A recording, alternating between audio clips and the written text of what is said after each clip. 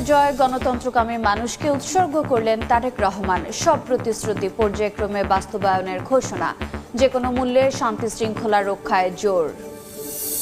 বঙ্গভবন নয়, সংসদের দক্ষিণ প্লাজায় হবে নতুন সরকারের শপথ।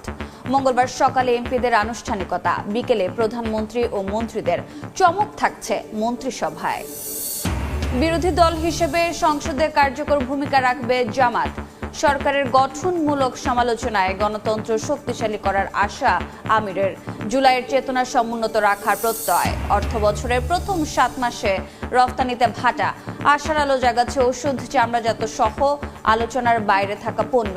নীতিগত সহায়তা ও বাজার সম্প্রসারণের তাগিদ। এবং যুদ্ধবিরতিতে গাজায় নিহত 1000-এর বেশি। আটকে আছে দ্বিতীয় ধাপ বাস্তবায়ন।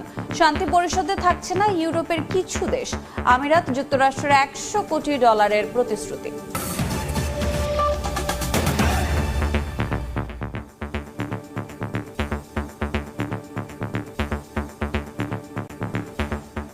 নির্বাচনের জয় গণতন্ত্রকামী মানুষকে উৎসর্গ করলেন বিএনপি চেয়ারম্যান তারেক রহমান।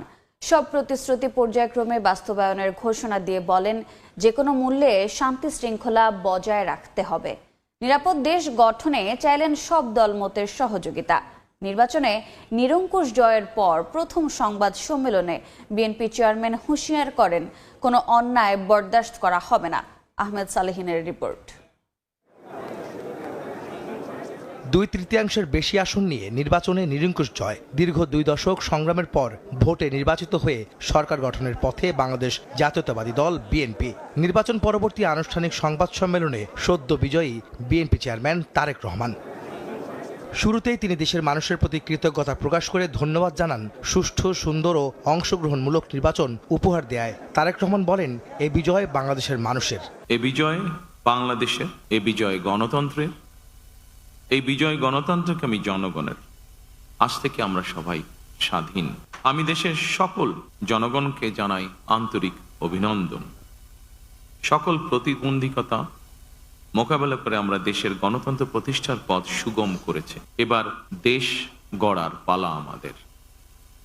দেশ পুনর্গঠনের এই যাত্রায় আপনি, আমি, আমাদের প্রত্যেককে দায়িত্বশীল ভূমিকা পালন করতে হবে অবশ্যই। নির্বাচন সংশ্লিষ্ট সবার প্রতি কৃতজ্ঞতা জানিয়ে গণতান্ত্রিক আন্দোলনে নিজ দলের নেতাকর্মী সহ জুলাই অভ্যুত্থানে শহীদ ও আহতদের ত্যাগকে সম্মান জানান তারেক রহমান। আপনাদের স্বতঃস্ফূর্ত অংশগ্রহণের 1.5 দশকেরও বেশি সময় পর দেশে পুনরায় জনগণের সরাসরি ভোটে জনগণের কাছে জবাবদিহিমূলক সংসদ এবং সরকার প্রতিষ্ঠিত হতে যাচ্ছে।